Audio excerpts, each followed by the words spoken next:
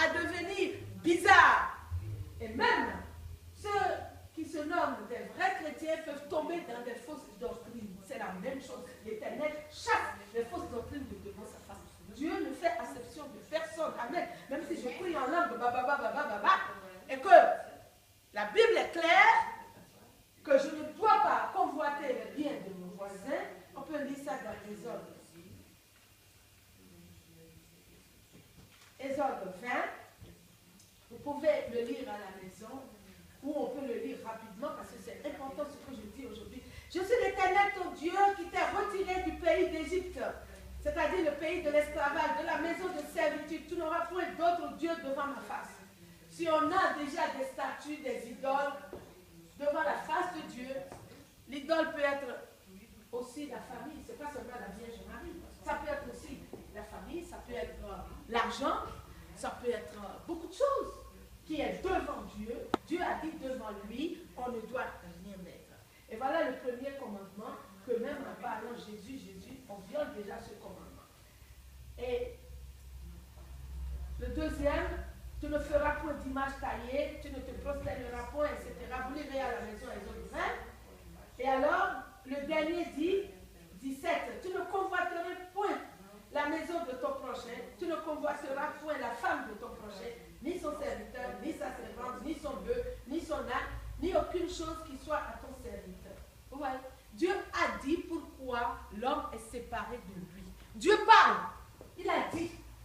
Voilà. Deutéronome a été écrit. Ésaïe a crié. Daniel, tous les prophètes, Dieu les a envoyés. Dieu est passé par leur bouche. Et il a dit, voilà pourquoi je ne suis pas avec toi. Voilà pourquoi tu ne vas pas bien. Voilà pourquoi les choses là se passent dans ta vie. Maintenant, on devient chrétien, on parle en langue et tout. On va chercher des doctrines qui violent le dernier commandement. On convoite les dîmes. Dès qu'il y a un riche, on court derrière. On veut. Mais ça, ce n'est pas l'évangile. Quelqu'un doit se lever pour dire la vérité de la part de Dieu. Amen. De la part de Dieu. C'est clair. Même si je suis un grand prédicateur que je convoite, je casse le dernier commandement de Exode 20 dans mon cœur et je suis déjà loin de Dieu. Amen. Je suis déjà très loin de Dieu. La Bible dit, l'Éternel chasse parce que c'est une abomination. Parce que Dieu ne supporte pas des choses. Donc faisons attention. Si une doctrine vous dit, vous aurez beaucoup d'argent dans votre boîte aux lettres, vous faites ci, vous faites ça, mais comment la boîte aux lettres va venir? Vraiment, franchement. Alors, des fois, ils écrivent un chèque, vous marquez $1 million, vous mettez dans la Bible et vous priez pendant un certain nombre de jours, vous jeûnez, et puis la même somme sera sur votre compte en banque. J'ai vendu une maison il y a quelques années à Bétamou, une nouvelle maison que j'avais fait construire. Et j'avais besoin d'argent et j'ai vendu cette maison. C'était un demi-million d'euros. 500 000 euros. C'était 500 000 euros. J'ai vendu cette maison à Bétamou. Et on a versé cet argent sur mon compte. Alors si j'étais dans l'abondance et prospérité, je prends. Je téléphone au notaire, il a dit, mais il n'y a pas d'hypothèque, l'argent est à vous. Waouh!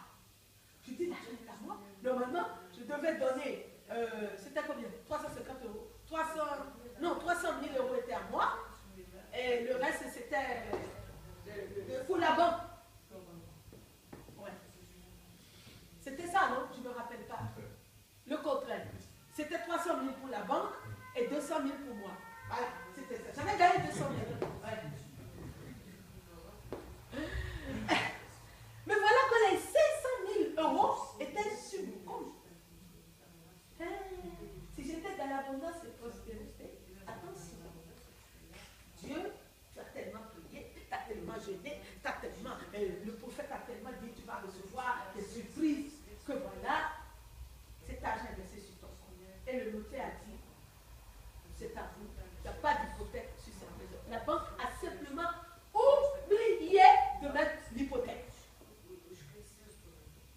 Je peux partir, ils ne peuvent rien faire jusqu'à maintenant, ils ne sauront même pas que la maison est vendue. Alors, parce que je suis passée par la conversion, ce n'est pas 300 000 € qui va me fermer la porte du ciel pour l'éternité. Mais ça va fermer. Les gens seront étonnés un jour, qui vont se présenter devant Dieu avec le parler en langue. Jésus, je te connais. Jésus va dire, non, tu commets l'iniquité. Alors je vais plus prendre cet argent pour faire des choses, beaucoup de choses, et dire après je vais rembourser la banque.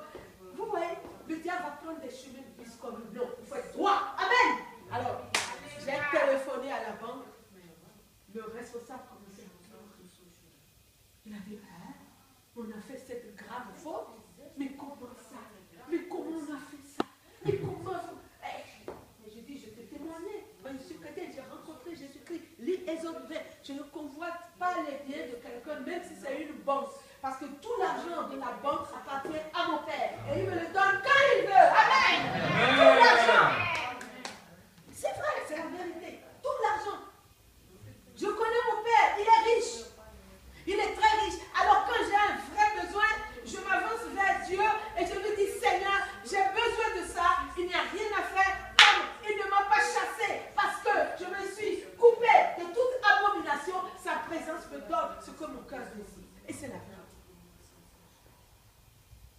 Alors cette doctrine qui prêche n'importe quoi, vous voyez le résultat aujourd'hui aux États-Unis, ils sont en train de tomber un peu partout.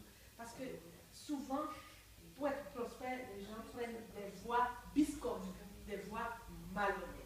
Alors que si on prêche, eh ben, Dieu, il te bénit au fur et à mesure de tes besoins. Paul a dit, si vous avez une tente légère, vous vous rendez compte? Et de quoi manger? Le reste vous suffit. Que vous avez, nous sommes des voyageurs. Amen. Amen. Et la Bible dit, malheur à celui qui méprise un pauvre. C'est marqué dans la Bible. Si vous voyez quelqu'un qui est mal habillé, quelqu'un qui n'a pas l'argent pour manger, vous vous moquez, la Bible dit que vous pouvez parler en langue. Il y a malheur dans votre vie. Vous vous rendez compte? Je conseille toujours aux jeunes de lire, parce que les jeunes sont innocents, ils rigolent beaucoup, ils font des blagues et tout ça, c'est les hormones. Et je le dis souvent. C'est vrai.